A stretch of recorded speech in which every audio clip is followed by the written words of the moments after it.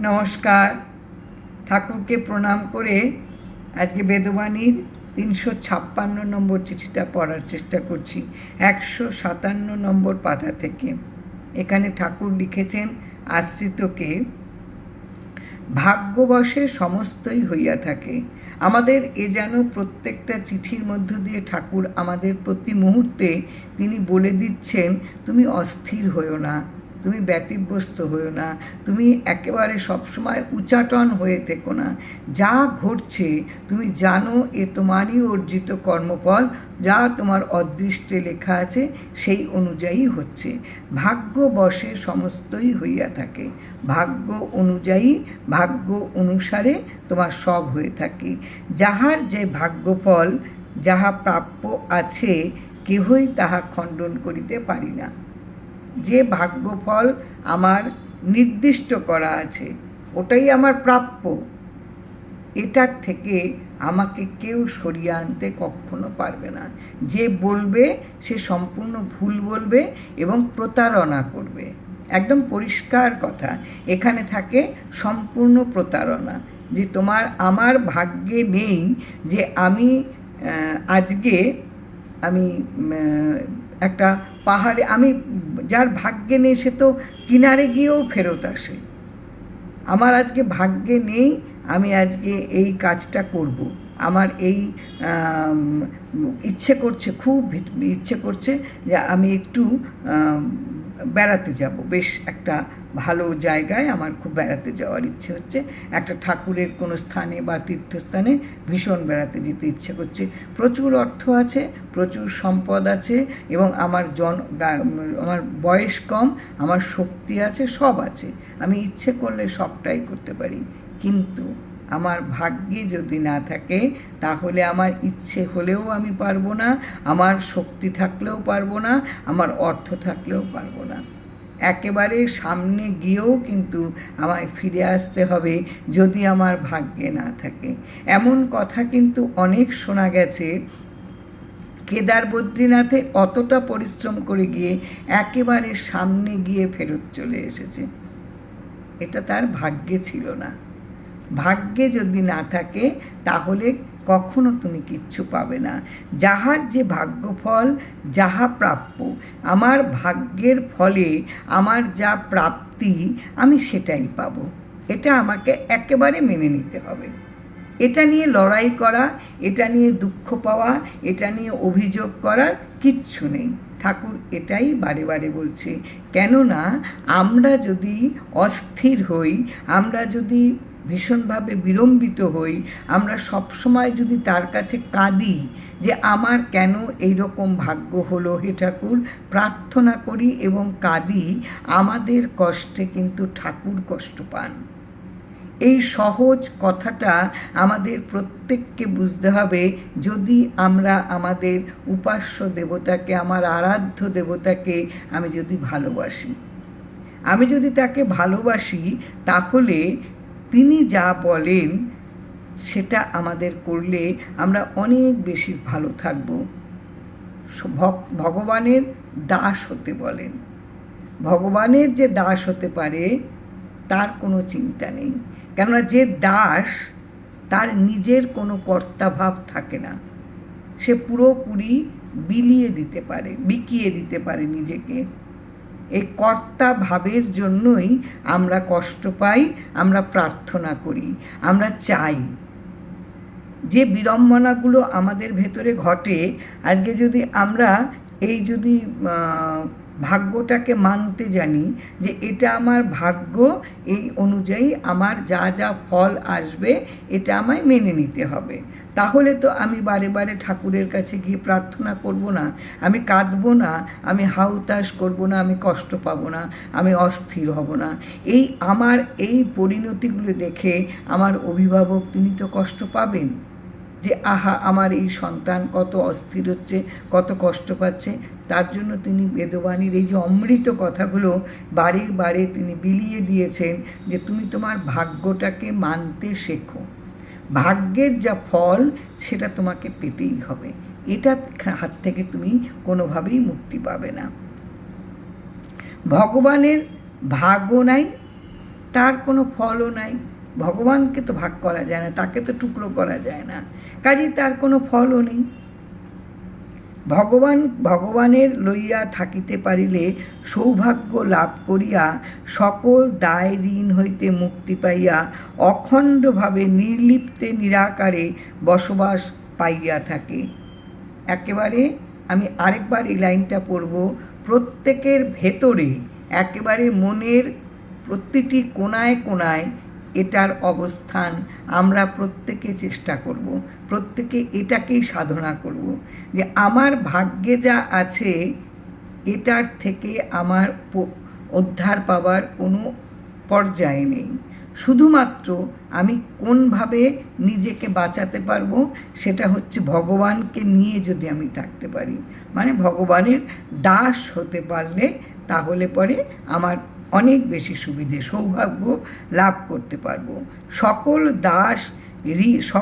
দায় ঋণ হইতে মুক্তি পাইয়া, এই যদি আমি ভগবানের লইয়া তাকে নিয়ে যদি আমি থাকতে পারি তাহলে আমি সৌভাগ্য লাভ করব এবং সব দায়, আমার যা দায়িত্ব, আমার যা দায়, সেই ঋণ হইতে মুক্তি পাইয়া অখণ্ডভাবে, মানে যার কোনো খণ্ড হয় না, যাকে টুকরো করা যায় না, যার অংশ হয় না, অখণ্ডভাবে নির্লিপ্ত, মানে উদাসীন, অনায়াস, একেবারে কোনো তার মধ্যে কোনো বাধক কিছু নেই, অনাসক্তভাবে একেবারে কোনো, মানে তার মধ্যে একেবারে তোমার টান, একেবারে নিজেকে নির্লিপ্ত রাখা, সব ব্যাপার থেকে নিজেকে সরিয়ে নেওয়া, নির্লিপ্তে নিরাকারে বসবাস পাইয়া থাকে, যার কোনো আকার নেই। ভালো মন্দের, সুখ দুঃখের যে কোনো একটা বিস্তৃতি, ভীষণ ভালো,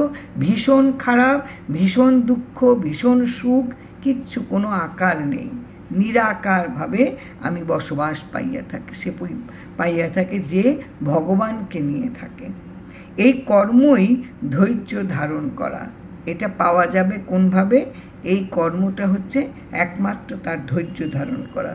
সত্যনারায়ণের চরণে অর্থাৎ আশ্রিত জনকে কালে কি যমে স্পর্শ করিতে পারে না।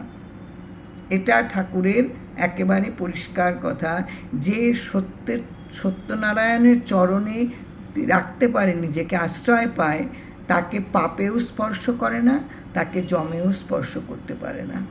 কেননা তুমি যদি তার দাস হতে পারো, সত্য ধর্মকে তুমি যদি আগলে একেবারে তার দাস হতে পারো, ওর থেকে নিরাপদ আশ্রয় আর কিচ্ছু নেই।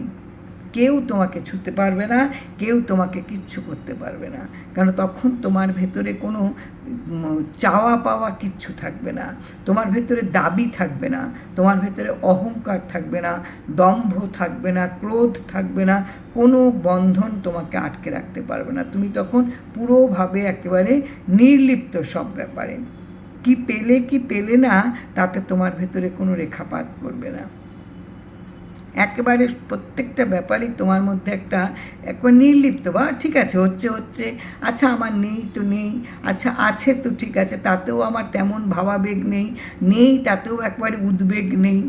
এই হচ্ছে যদি তুমি ভগবানের স্মরণে থাকতে পারো, তাকে নিয়ে থাকতে পারো, তাহলে কি হবে, তোমার ভেতরে একটা নির্লিপ্ত ভাব আসবে এবং তুমি নিরাকারভাবে তুমি বসবাস পাইতে পারবে। কোনো আকৃতি, তোমার সুখ দুঃখ, ভালো মন্দ, তার যে একটা আকার, তার যে একটা মানে কীরকম তার ওজন, কতটা তার পেলে না, কতটুকু পেলে, এগুলো তোমার মধ্যে থাকবে না। তুমি যদি নির্লিপ্ত হতে পারো তাহলে নিরাকারভাবে তুমি বসবাস করতে পারবে। এটা আসে ধৈর্য থেকে। সত্যনারায়ণের চরণে অর্থাৎ আশ্রিত জনকে কালে ও যমে স্পর্শ করতে পারে না, যেহেতু কালের বশে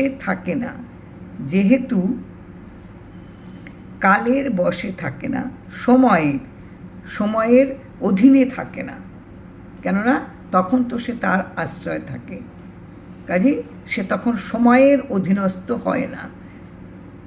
অতএব সাম্প্রতিক ধৈর্যের আশ্রয়ই ধর্ম। হুজুকে মাতিয়া কোনো কর্মই ফল প্রসব করিতে পারে না। তাহলে কি বলছেন, ধৈর্যের একমাত্র ধর্ম হচ্ছে ধৈর্য ধরো, সত্যকে আঁকড়ে ধরো। এই সত্যকে আঁকড়ে ধরতে গেলে তোমার যেটা দরকার সেটা হচ্ছে তোমার সত্য ধর্ম পালন। এই তোমার ধর্মটা কি হবে? ধৈর্য। ধৈর্য ধরতে পারলে আজ পেলে না কাল পাবো, এরকম করে রোজ রোজ তোমার ভেতরে অনুশীলন করতে হবে, তোমাকে চর্চা করতে হবে, তোমাকে অনেকটা পথ পেরোতে হবে এই ধৈর্যের মধ্য দিয়ে। ধৈর্য যদি ধরতে পারো তাহলে তুমি কিন্তু যে ফল তুমি পাবে এই ফল অন্য কোনো কিছুর সঙ্গে মেলানো যাবে না। কাজে ঠাকুর বলছেন, লিখছেন আশ্রিতজনকে, হুজুকে মাতিয়া কোনো কর্মই ফলপ্রসব করিতে পারে না। আমার ভাগ্যের বিড়ম্বনা একেবারে ভীষণভাবে, কেননা আমি তখন ওটাকে ওজন ওটার আকৃতিটা আমি অনুভব করছি, কেননা আমার ভেতরে নির্লিপ্ত ভাব আসেনি। নির্লিপ্ত ভাব আসেনি বলেই আমার সুখ দুঃখ, আমার ভাগ্যের যে পরিধিটা, এটা আমি বিচার করতে জানি, বিচার করি, কেননা আমার ভেতরে তখনও তো কর্তা ভাব আছে। কাজে আমার অনেকটা সারা দিনের আমি যতটা বছর আমার বয়স, এতটা বছর ধরে আমি শুধু দিয়ে গেলাম, আমি পেলাম না কিছু। এই বোধগুলি আসে আমার ভেতরে নির্লিপ্ত ভাব না আসলেই। আমি এগুলোকে তখন পরিমাপ করি, এগুলোকে নিয়ে তখন ভাবি। এবার হয়তো কেউ আমাকে, কেননা আমার কর্তাভাব আছে বলেই আমার কিন্তু মনও কিন্তু শক্ত নয়, আমার ধৈর্য নেই মনে, আমার মন দুর্বল এবং আমি খুব অধৈর্য। এই অধৈর্য আর দুর্বল মনকে একেবারে আয়ত্তে আনতে পারে হুজুক। এই হুজুকে যদি মেতে আমরা নানান জায়গায় ছুটে বেড়াই, যে চলো অমুক জায়গায় গেলে তোমার এই যে একটা জন্ম থেকে তোমার আজ অবধি এতটা তোমার বিড়ম্বনা, দুদিনে সে তোমাকে উদ্ধার করে দেবে এখান থেকে। ঠাকুর বলছেন কিচ্ছু সম্ভব নয় কারোর। এত সহজ সরল সত্য কথা অভিভাবক বলেছেন। এরপরে আমাদের অস্থির হওয়া মানে আমরা তার সন্তান, তাকে ভালোবাসতে পারি না, আমরা তাকে ভালোবাসি না। যদি আমরা তাকে ভালোবাসি তাহলে আমরা এটুকু মানতে পারবো, মানতে শিখব। আমাদের শিখতে হবে, একবারে পারবো না, বারে বারে অনুশীলনের দ্বারা এটা আমরা পারবো যে আমার ভাগ্যে যা আছে এর বাইরে আমি কিচ্ছু কখনো পাবো না। আমাকে কেউ থালা ভর্তি ভাত বেড়ে দিলেও, বেশ উপাদেয় খাবার দিয়ে দিলেও যদি আমার ভাগ্যে না থাকে তাহলে ওই মুহূর্তে বসে কিন্তু আমি এক দানাও খেতে পারবো না। তাহলে এটা তো আমি দেখলাম চোখের উপর, তাহলে মানতে অসুবিধে কথায় যে এই ভাতটা আমার ভাগ্যে ছিল না। তাহলে একটা আমি সোনা দানা, গাড়ি বাড়ি গয়না, আমার সুখ, আমার দুঃখ, আমার প্রাপ্তি, এই সবটাকে নিয়ে যখন আমি তার একটা পরিমাপ করতে বসি, তখনই তো আমি দুঃখ পাই, তখনই আমার ভেতরে সুখের অনুভূতি আসে। এইগুলি ভাব যতক্ষণ পর্যন্ত আসবে ততক্ষণ পর্যন্ত কিন্তু আমার কোনো দিন আমি এই ভাগ্যটাকে মেনে নিতে পারবো না, আমার মুক্তিও হবে না। কিন্তু আমি যদি ধৈর্য ধরতে শিখি, আমি যদি ভাগ্যটাকে মানতে শিখি, তখন আমার ভেতরে একটা নির্লিপ্ত ভাব আসবে, একটা অনাসক্ত ভাব আসবে। ঠিক আছে, এটা আমি পেলাম না, ঠিক আছে, পেলাম না এটা আমার ছিল না ভাগ্যে, এই ভাবটা আসতে লাগবে। এই ক্যাজুয়াল একটা মানে ঠিক আছে, নেই তো নেই, হলোটা কি, আমার নেই ভাগ্যে, আমরা তা না, আমার চাই, সে যে পথ ধরেও হোক না কেন এটা আমাকে অর্জন করতেই হবে, এটা আমার চাই, এটা আমাকে নিতেই হবে, পেতেই হবে, আমি একদম টপে উঠব, এটা আমাকে অর্জন করতেই হবে। কিন্তু এই টপে উঠতে পারার যদি আমার ভাগ্য থাকে তাহলে আমি কিন্তু পারবো, আজ না পারি কাল পারবো। কিন্তু আমার যদি ভাগ্যেই না থাকে, যদি আমার ভাগ্যটাই হয় একেবারে সব পায়ের তলায় দলিত হওয়া, তাহলে আমি কি করব? আমার তো কিছু করার নেই। দুর্বা ঘাস কখনো তো বলতে পারবে না যে আমাকে বটগাছের মতন লম্বা করে দাও, আমি মাথা উঁচু করে দাঁড়াই, প্রত্যেককে ছায়া দিই। তাকে সবাই দলিয়েই যাবে। সে সহ্য করতে জানে, তার ধৈর্য আছে। এই রকমভাবে ধৈর্য ধরতে পারলে, কারণ তুমি যদি তোমার মানে কেউ কেউ তো বলে যে তা কেন, প্রতিবাদ করা তো উচিত, আমাকে দলিয়ে যাবে, মারিয়ে যাবে, তারপরেও আমি কেন সেটা সহ্য করব, আমার প্রতিবাদ করা উচিত। এই প্রতিবাদগুলো আমার যতটুকু মানে ধারণা বা বিশ্বাস, ঠাকুরের উপর ছেড়ে দিলেই হয়। তার দাস যদি হওয়া যায় না, ভীষণ মজা, ভীষণ তৃপ্তি, ভীষণ আনন্দ। কেননা তিনি কিন্তু একেবারে সমস্তটুকু তিনিই দেখেন। তুমি যদি কর্তা সেজে তার প্রতিবাদ করতে যাও, তাকে যদি প্রতিরোধ করতে যাও, তুমি নিজে কিচ্ছু করতে পারবে না, তুমি বরং আরও বেশি তুমি হ্যারাসমেন্ট হবে। ছেড়ে দাও তার উপর। আছেন তোমার কর্তা, আছেন তোমার অভিভাবক, অভিভাবক তো আছেন, মালিক একজন আছেন, তখন আর চিন্তা কিসের? এই প্রসঙ্গেই একটা বেশ আছে, মানে কথা আছে যে যুদ্ধক্ষেত্রে অর্জুন যার বাবা, কৃষ্ণ যার মামা, সেখানেও তো অভিমন্যুর মৃত্যু হয়েছিল। অভিমন্যুর তো মৃত্যু নাও হতে পারত, তারা তো দুজনাই বাঁচিয়ে দিতে পারত, কিন্তু অভিমন্যুর ভাগ্যেই ছিল যে ওইখানে ওইভাবেই তার মৃত্যু হবে। সেটা রোধ করবে কে? কারোর রোধ করার ক্ষমতা নেই। অতএব ভাগ্যই বলবান, অক্ষয় হইয়া থাকে, তার কোনো ক্ষয় নেই। তুমি চেষ্টা করলেও তাকে এক বিন্দু তুমি তাকে কিচ্ছু করতে পারবে না। যা তুমি ভাগ্যে নিয়ে এসেছো তা তোমাকে ভোগ করতেই হবে, তার থেকে শক্তিশালী আর কেউ নেই। কিন্তু তুমি এই যে তোমার ভাগ্যের বিড়ম্বনা, এই যে তোমাকে অস্থির করে দেওয়া, এই যে তোমাকে উচ্চাটন করে দেওয়া, তোমার 24 ঘন্টা তোমার মনের একেবারে নানান বেগ তোমাকে সহ্য করতে হয়, এবং তুমি অস্থির হয়ে গিয়ে তুমি ঠাকুরের কাছে তুমি বারে বারে প্রার্থনা করো, বারে বারে কাঁদো, এগুলোতে ঠাকুর কষ্ট পায়। তাই ঠাকুর বলছেন তুমি মানতে শেখো যে তোমার ভাগ্য এই অনুযায়ী তোমার হবে। এই ভাগ্যের কেউ কোনো কিছু একটুও ক্ষয় করতে পারবে না, অক্ষয় ভাগ্যের যা ফল। শুধু তুমি ভগবানের স্মরণে থাকো। ভগবানের স্মরণে থাকার মজাটা হচ্ছে তুমি নিজেকে নির্লিপ্ত রাখতে পারবে। নির্লিপ্ত রাখতে পারলে যাই তোমার আসুক না কেন, এগুলোকে তুমি কোনো ভেদাভেদ করতে পারবে না, তার পরিমাণ করতে পারবে না। সেটা কম ধাক্কা দিল না বেশি ধাক্কা দিল, তোমাকে ফেলে দিল না ফেলে দিল না, এগুলো তোমার মধ্যে তখন আসবে না। যাই আসুক তুমি তাকে অ্যাকসেপ্ট করতে পারবে, কেননা তোমার জানো আমার ঠাকুর আছে সঙ্গে। যা হোক, যে যা করে করুক, আমার ঠাকুর আছে। কারণ আমি কিছু করতে পারবো না, আমি কেউ নই, আমার করার কোনো ক্ষমতা নেই, আমি বলেই পদার্থটা নেই। এটা জায়গায় আসতে হবে। এই জন্যই ঠাকুর প্রত্যেকটা চিঠিতে আমাদের প্রত্যেকের মনের পরিবর্তনের জন্য বারে বারে তিনি চিঠিতে লিখেছেন, আগে আমাদের মনটাকে তৈরি করতে হবে। জয় রাম, জয় রাম।